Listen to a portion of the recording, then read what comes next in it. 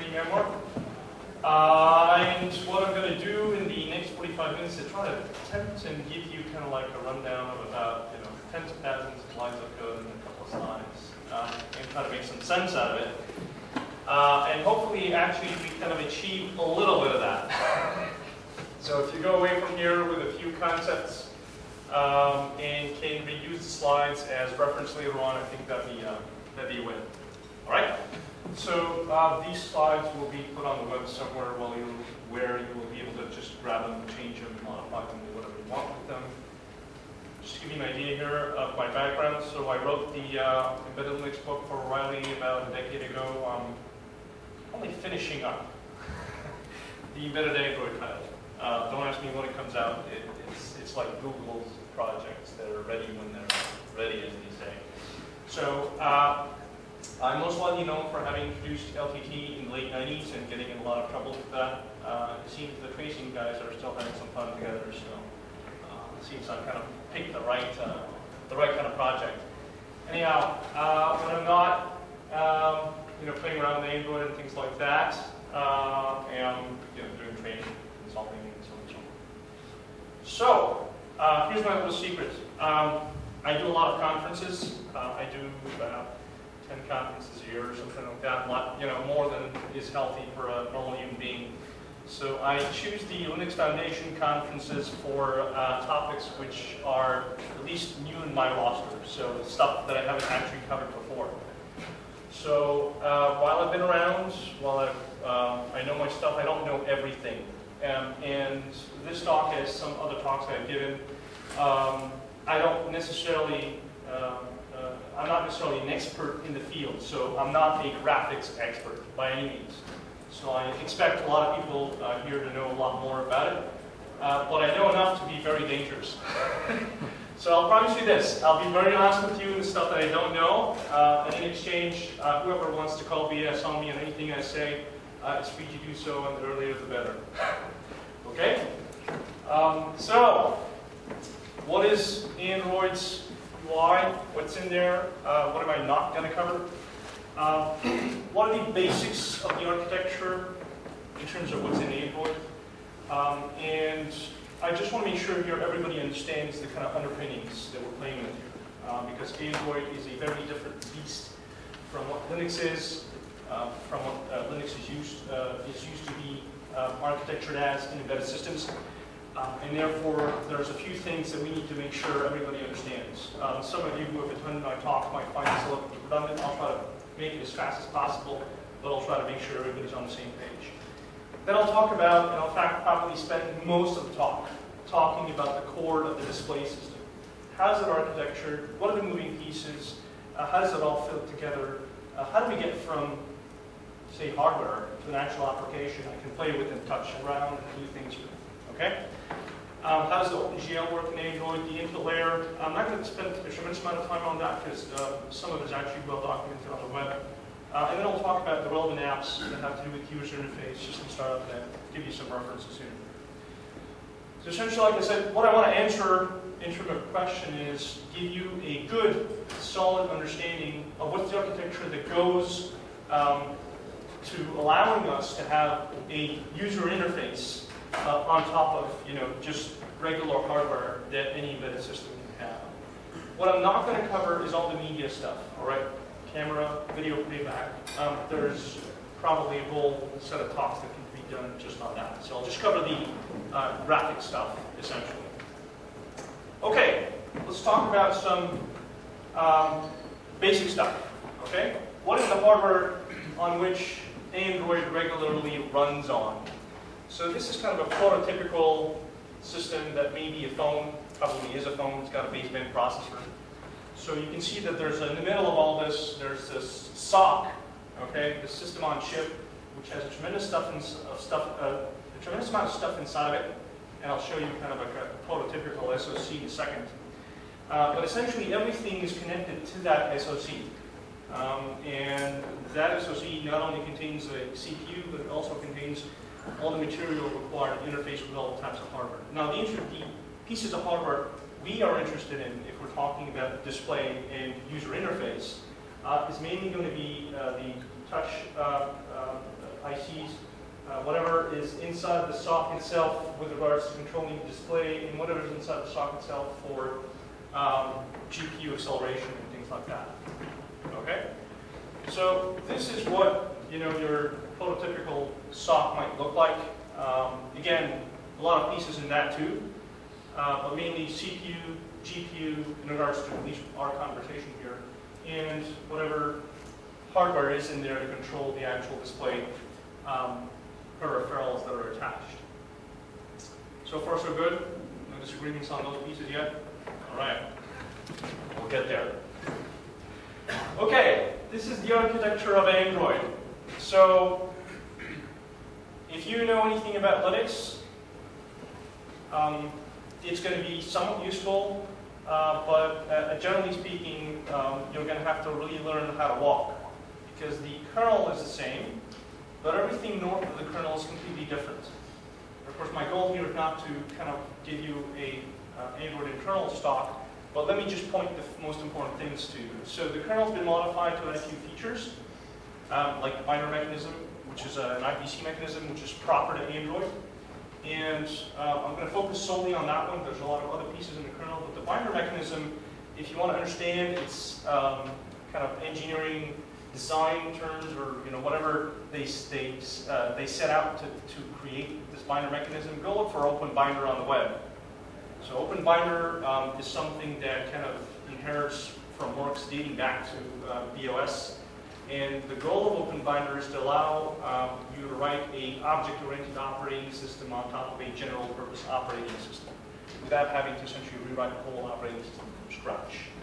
So this is added to Linux, and this binder mechanism allows Android to run what's called the system server, or the system services, which is essentially the object-oriented operating system built on top of binder. Okay? And that is really a crucial thing, because a tremendous amount of communication between system services, applications, and system services goes through that binder mechanism. Now, of course, there's a whole native space there. All the gray stuff is in C, the yellow stuff is system Java, and the orange stuff is kind of like regular applications. So you have a Delta virtual machine. Most important thing it's running is the system server, with about 50 or 60 system services. The most important ones we are interested in terms of display: Surface Flier, Window Manager, right? These are the two pieces which are the cornerstone of the display system inside of Android. Apart from that, the only thing I want to mention is that the system services themselves are not directly talked to from applications. Instead, the applications use Android packages, which are documented in the Android app development APIs. They use those packages, and then through those packages, they end up talking to these system services. So far, so good? Questions on that? Okay. This is the binder mechanism somewhat in action. Ignore all the arrows. I'm going to make it very simple for you. You have a driver in the kernel, and you have this daemon on the left-hand side, which is called the Service Manager. The Service Manager lists all the system services which are discoverable in the system. If you want to get a handle to a system service, you query that Service Manager, and you tell it, I'm looking for a service that matches string true. And he gives you an ID. Use that ID to talk to the system service that you're talking to. This is how you talk to any system service on your phone. Okay? Now, the system services, as I showed them to you here, they seem like one box, but they're not really one box. They're actually multiple boxes. So there's, in fact, quite a few processes which are running system services. There's the, if you type PS on any of your phones or your tablets or Android devices, you'll see this thing called system_server. That's the box on the left, which has some Java services and the sensor service. It used to be that within that box, you had the Surface Flier running inside the system_server process. That is no longer the case. There is a separate process which now runs this completely separately from the rest, and it's called the Surface Flier, which is the proper name of the actual thing. There's the media service, which has all the audio playback, video playback, stage fright, and so on and so forth. And then you have the phone application, which provides a system service. This is kind of like a corner case. Usually, applications are not the proper place to put the system services because they are lifecycle managed. In the case of the phone service, they can house one in there because they use a property in manifest which is called persistent. They set that to true. That means that application is not lifecycle language. Anyway, you can come and see me afterwards if you are interested in that kind of stuff. The important thing here is that the system services themselves don't actually talk to the hardware directly. They talk through a hardware abstraction layer to the drivers underneath. There are classic Linux drivers involved, but the upper stack knows nothing about them. And that really is very important, because the only thing they know about is that PAL layer right there. And to give you a better idea of what this looks like, this is the actual stack, kind of like cut out in terms of licensing. And I emphasize here the licensing part, because that really is crucial to the reason they came up with this design. Because you have the drivers at the bottom, right, which are licensed on whatever terms you think the Linux kernel drivers ought to be licensed as, which typically means they should be GPL. But then again, some layer somewhere will tell you, no, you can keep them proprietary. So just to make it simple for everybody, they said, let's assume that you have to put the drivers as GPL, and that you want to keep some of the intellectual property with regards to your hardware proprietary. So that they came up with the mechanism of having a hardware abstraction layer. And the upper layers, including the system services, they only expect to find this libfoo.so that corresponds to the type of hardware they're trying to talk to. And generally speaking, that component can be kept proprietary because it is essentially running in user space, and it is loaded as a .so. And the rest of the stack that is on top of it is Apache licensed, which means you can just grab it, modify, redistribute it, never ever give anything back to anybody, and you're pretty much safe. Okay? So these are the general kind of underpinnings of Anvil. If I move forward ahead and there's something that you don't understand, let me know, and I will go back and emphasize the architectural parts that are relevant with regards to Anvil. Okay? Okay, so let's take a look at the core of the actual display part. So I've been talking a little bit fast up to now. I'm going to slow down here just to make sure we kind of get to cover this in the proper way.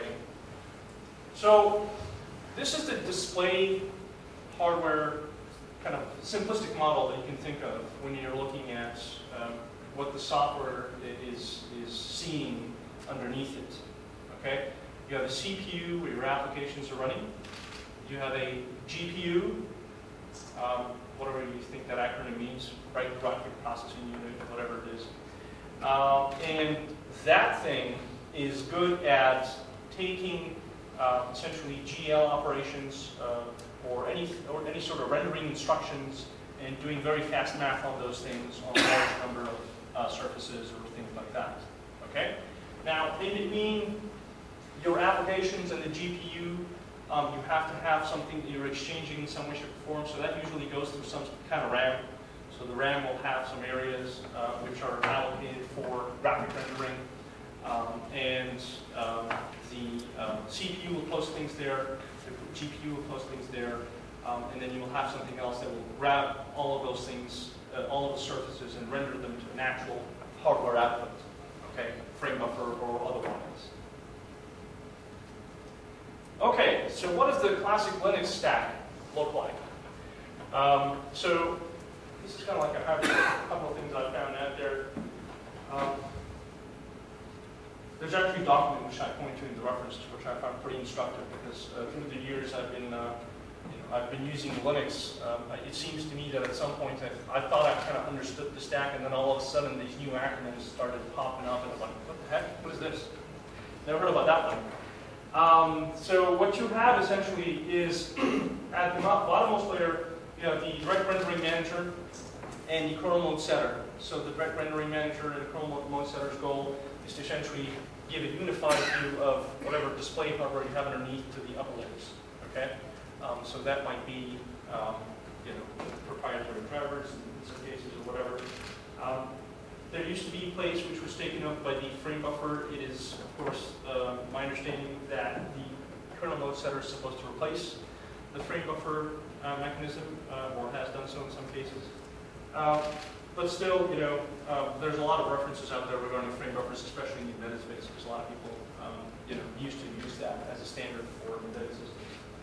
So then you have X, which is running on top of that, using GL drivers, whatever it is that there's there.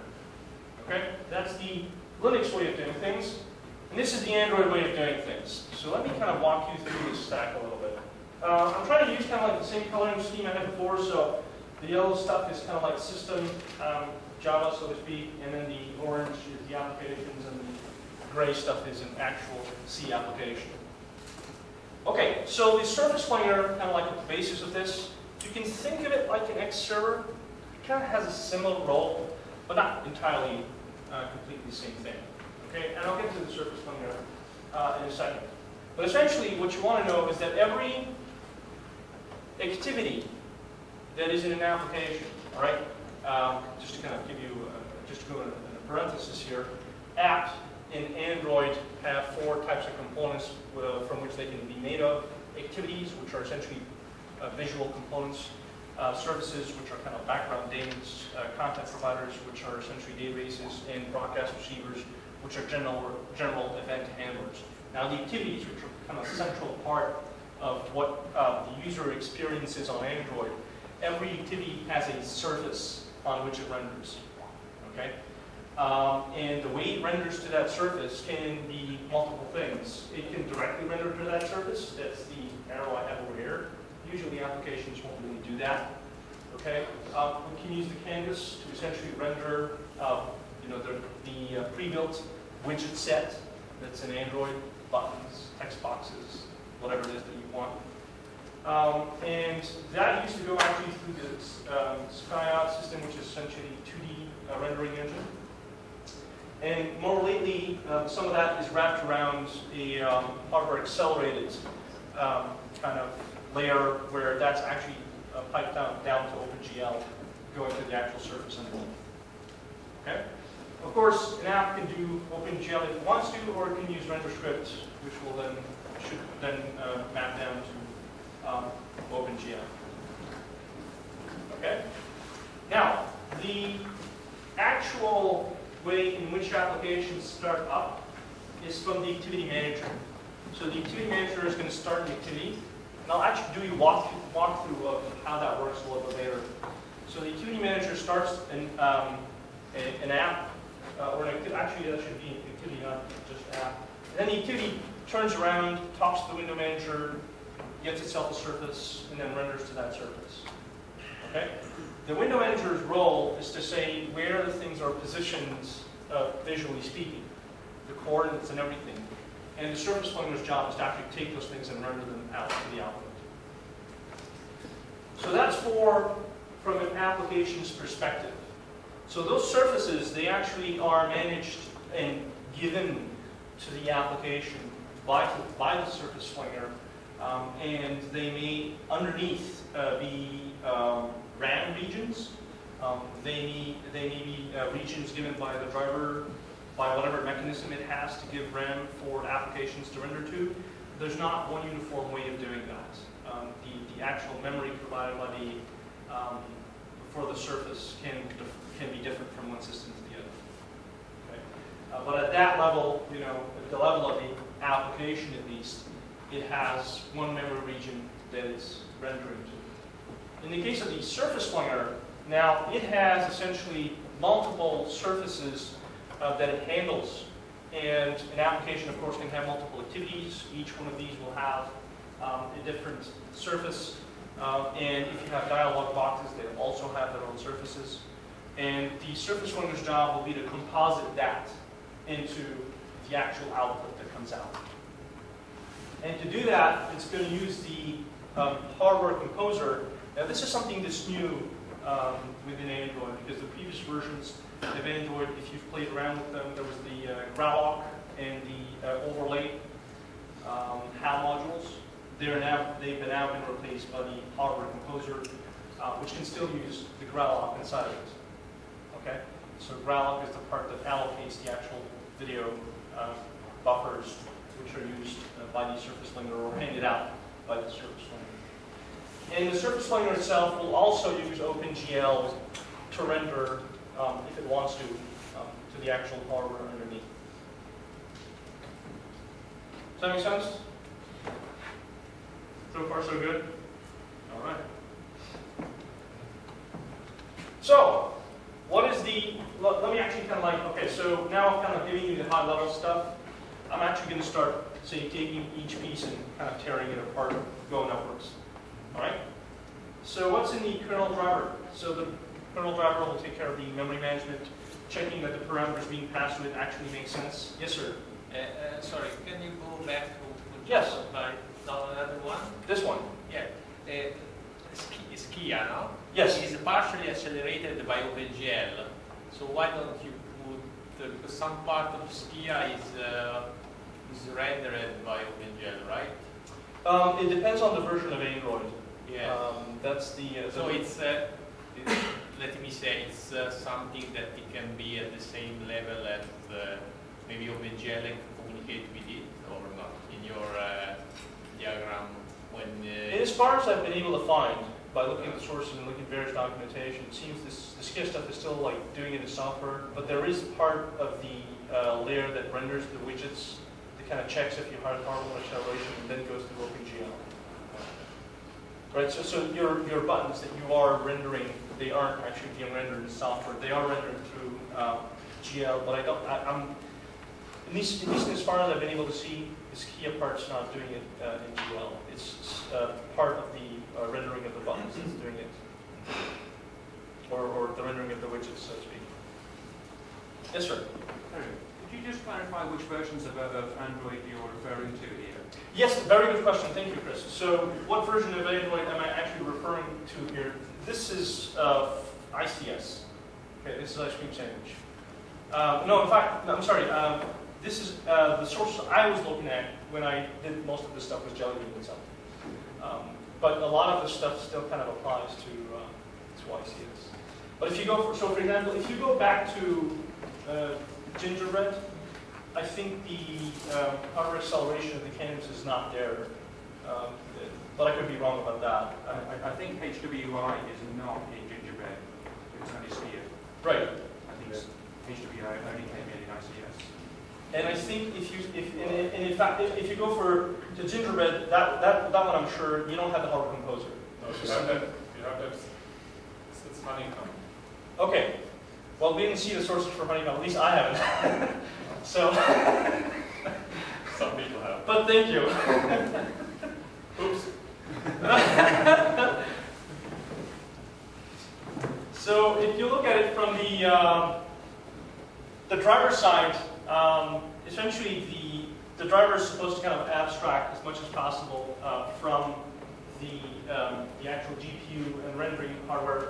And you can, I was looking just like at my Motorola Zoom, and if you look in /dev, there's like a whole slew of devices which kind of belong to one part of the driver or another, which are, if you actually, so I kind of like play around with this a little bit. So I grabbed all the data zones off of my Zoom, and I ran strings on them, and I did grep for, which devices are they accessing. And there's kind of like a little bit of correlation, kind of makes sense. So you kind of like have you can see the Gralog kind of opening dev npmap or something like that, which kind of makes sense. I mean, you'd expect it to be doing that.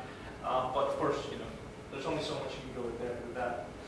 So there's probably also other stuff in the driver, which is probably completely proprietary. We don't know about it. So there's only so much we can generalize about what's in the driver. Again, Android doesn't really care what's in the driver. It's up to the manufacturer to provide a driver that with HAL libraries, which will make it so that those things are usable from the layers up above. Okay? The only thing the upper layers are going to care about is the user space libraries. Okay, so what about the hardware definition of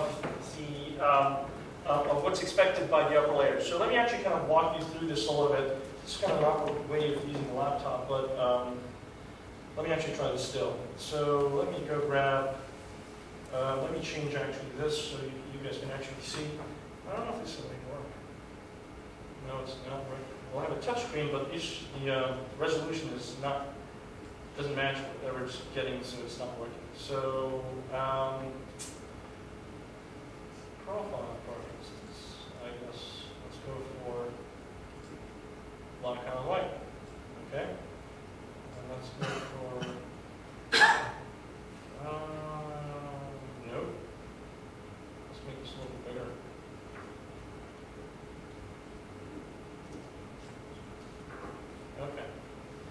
So I'm just going to open up the sources. Oh, but you're not going to see anything of this. So let me just do this.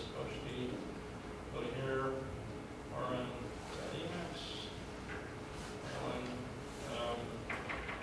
emacs, plain. Yeah, I apologize to any VI person in the crowd. I'm an emacs guy. So, copy. Here we go. So these are the sources of Android. My intention is not necessarily to give you a class on that, but let me go into the definitions of the hardware. So, like I said, there's a HAL system in Android. The upper layers expect an API from those components to be able to talk to whatever's underneath, and the only thing that it knows about is that HAL abstraction. So if you go to hardware, lib hardware, include hardware, and you open up hardware composer.h, this is the actual API that is expected from the upper layers. And in fact, if I expand that a little bit, let me go down here. So specifically what the hardware composer device is supposed to give is this prepare and set, and then you have dump and register procs and so on. And that's what, whatever shared object that's going to be loaded by the upper layers is supposed to give it for those upper layers to be able to talk to that hardware. Okay? So if you look at this from the perspective of the Motorola Zoom, what I have is essentially a hardware composer.tegra.so and a gralloc.tegra.so. These are the files which are actually kind of expected from my Motorola Zoom's Android to actually be able to talk to the layer underneath. So there's a skeleton of a hardware composer that you can look at. So if you go to the same sources, but you go up a few directories, lib hardware modules, hardware composer. There's a hardware composer.cpp. It is very, very, very thin. There's almost nothing in there, but it's kind of just to give you an idea of how you would write your own hardware composer if you wanted to.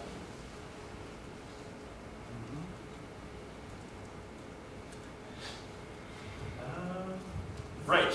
So that's going back to my other slide. This part here.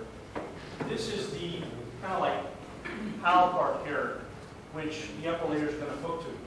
Now, if you try to see what the upper layers are doing here, like I said, the Surface Flier is a system service that is completely in C. So you won't find this dichotomy of Java calling through Genie to C services to a C counterpart. What you will find is in the sources of the Surface Flier itself, which itself is in Frameworks, native services Surface Flier. There's the display hardware directory where you have hardware composer.cpp, and that is essentially the layer that is going to talk to the hardware composer SO.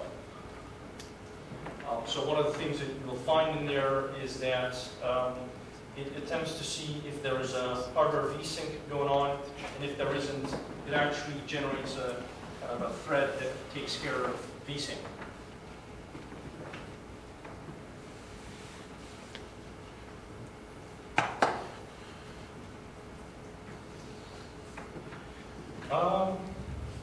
Right. Now, the Surface Flier itself, okay, is essentially, like I said, a Unix name. It comes up, opens a binder, opens the binder driver, and essentially listens kind of for connections. Now, unlike a lot of other system services which are in Java, where you can essentially define the interface for the system service using what's called an EIDL file. This is just an interface definition, which then is processed by an EIDL tool, and then that EIDL tool generates marshalling and unmarshalling code automatically for you, because you're going through a pipe, essentially. That's what the binder ends up being. In the case of a system service which is completely written in C, you have to do all the marshalling and unmarshalling actually by hand. So if you look at the actual client side of the system service, so if I go here just to show you an idea of what this looks like, you go to Frameworks, base libs. Is that good? Yeah, GUI. Native libs. I'm sorry. Native libs. GUI, and then I open the iSurface Composer client, for example. In here, okay, you can see stuff like create surface. So I could walk you through. We don't have enough time to do that, but I could walk you through essentially what happens on the Java side when you actually call on creating activity, and you'll see eventually that it creates an actual surface, and that creation is done on the client side. Okay, it does create surface, and essentially it goes down to this function, and this function essentially is going to take the parameters and marshal them one by one out to the call on the remote side, and the actual unmarshalling is actually done in the same file. If you go down beneath, it has this on transact on the server side, so when it gets a create surface, it actually creates the parameters back and then actually calls on the server side of the call. So that's how the communication over the binder is done for the surface framework. Of course, the rendering isn't done this way, right? You create a surface, you get yourself a memory region, and then you render to that region. It is then up to the surface flanger to take all those regions and actually mash them up into the final display that gets seen by the user. All right? 44. Wow. Time flies. Okay. The window manager, interestingly, there's the window manager system service itself. But the way you talk to it is that you open a session. Okay? You open a session to the window manager, and then you talk to that session itself, and it is through that session that things go to the actual window manager. So, for example, you open a session and you say something like add window or add view, and that eventually turns around and calls the window manager and says add the window, and then he actually creates the window for the running activity. So I mean, the slides are going to be up there, so if you want to actually look at this later on, I've got all the files that you need to understand here to actually do a walkthrough. The most important file, and this one took me kind of a while to find out, to understand the protocol that's going on between the window manager and your activity, is this file called viewroot.impl.java. This is where essentially all the communication between your activities rendering and the window manager goes on. Okay, so I'll take 2 minutes to do this if I can. So the activity manager essentially is what manages your application. The slide is very verbose here, but let me kind of explain it to you in layman's terms. So the activity manager is what gives the activity the life cycle, like the on pause, on create, and all that kind of stuff, if you're familiar with the app development API. However, those things are not directly called upon from the activity manager. Instead, there's this thing called the activity thread running on the side of the activity, which gets messages from the activity manager to do all those things. One of the things it does at startup is this call to attach and a call to make visible. Attach kind of prepares terrain and finds the window manager handle and so on. And then make visible actually gets the thing to be displayed, because it does window manager.addView, which then calls essentially the setView within viewroot, and then setView calls on the sessions window add.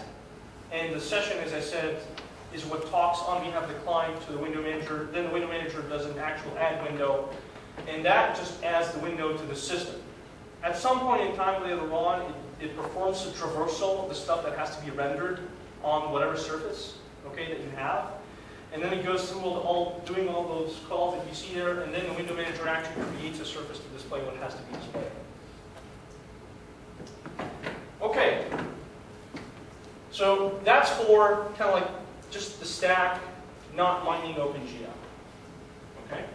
Now, how does the OpenGL side of things work in all of this jazz? So OpenGL is just an API, all right?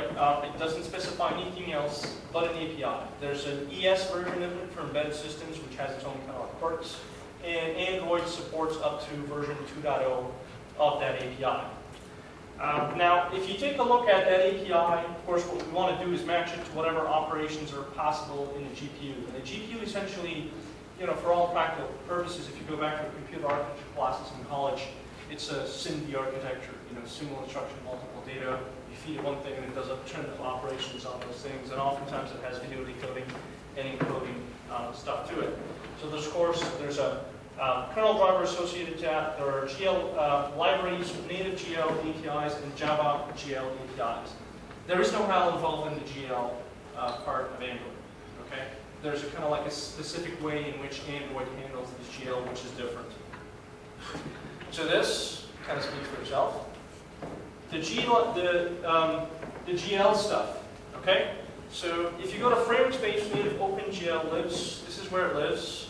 The entry point to the GL system is this system lib.egl.so.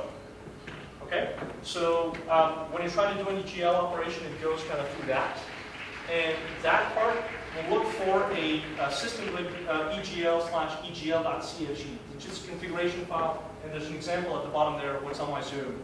That string, tegra, the Android actually turns around and looks for libegl_string.so. So it's looking for libegl tegra.so, the GLES1, and so on and so forth.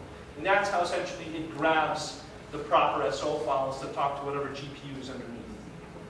Those same libraries are used both by applications to render to the surfaces and the surface linear to actually render to the display if it wants to do that. Of course, there's the native interface if you want to talk to it in C, if you want to talk to it in Java, and there's a software GL implementation if you care to know about that. Okay, the input layer. Very quickly here, Android relies on the existing mechanism. Basically, it relies on the existing mechanism that Linux has for input. Okay, so dev input/start, whatever input you have in there. Okay, there is no HAL for that for the input layer. What it does, though, it has this thing called libinput, which has a couple of different things. And libinput is used by the input manager service, which is itself started by the window manager. And essentially, they're kind of tied together. Like the window manager knows your window's there, and it has this input manager, so it knows where the input's coming from and where it's supposed to be designated to, and then shoots that off to whoever it has to go to. Of course, you have the software keyboards. I'm giving you the pointers there if you want to go dig into that, and the input methods, which are actually what gets displayed, what allows you to kind of engineer and use input method if you want. Okay, some of the relevant apps which have to do with the user interface. The launcher is actually an application like any other. The difference is the type of intent that it catches to start up. So if you want to replace that, just by all means, just write your own and catch the proper intent. The status bar, that's actually a special application. It's interesting in the way it works. I encourage you to look at that if you want to render stuff permanently on screen. So it has, for example, an add-on which allows you to display the load average of the CPU on top of anything else, kind of like at a higher Z order. And it really, what it does is it actually talks to the window manager and says, add a window at this given location and give it this Z order, and by doing so, it actually renders on top of what it had underneath. Wallpaper service, notification service. So it's interesting the way the status bar works is it's an application, and it talks to the status bar manager service, and when it registers with it, it gives it an interface for that manager to talk back to it. So the notification service is yet another system service which talks to the status bar manager, which itself talks back to the status bar application. And that's how you can actually post icons to the status bar. Because you go through that notification system service, which goes to the service manager, status bar manager service, which goes to the actual status bar and actually eventually displays that to you. Wallpaper manager, notification service I mentioned. There's app widgets, which are app widgets which appear on the screen. And so on and so forth. Now there's quite a couple of steps which are involved in the startup of the system. The one I want to talk about is the boot animation. Boot animations are actually just a series of PNG files. You just provide those in a zip file, and you have to provide a desc.txt file, which is essentially kind of like a script, which tells the boot animation application or command line tool how to run the actual boot animation. right? And they eventually get rendered, as the phone boots up. So a few pointers, if you want to read up on this stuff. I'm kind of overdue. I'm kind of past. Yeah. Oh no, actually, we got 5 minutes. Wow, I thought I was running out of time here. So that's a kind of a pretty quick look here at the Android graphics layer. If you want to, if there's something that you want to keep kind of like out of this whole presentation in your head, it's probably these 2 diagrams here. So, how does the application render to a surface? And then how does the system take all of the surfaces and render them out to the actual hardware that's underneath?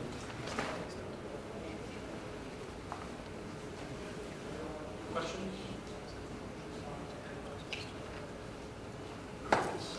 Yes, sir. I don't understand how OpenGL is on both sides of surface Flier. That's a good question. It's above, it's under. How does OpenGL actually end up being on both sides of the surface layer? Essentially, the surface layer is managed. So every application gets that separate surface, and they can.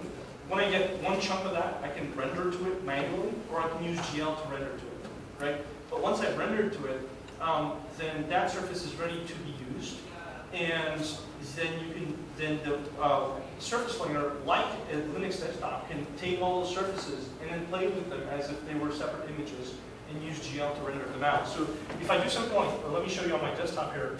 If I do something like this, no, maybe not that, this, or this kind of stuff, all right, I'm playing around with, they can have GL being rendered in those windows, but this is GL playing around with the windows inside.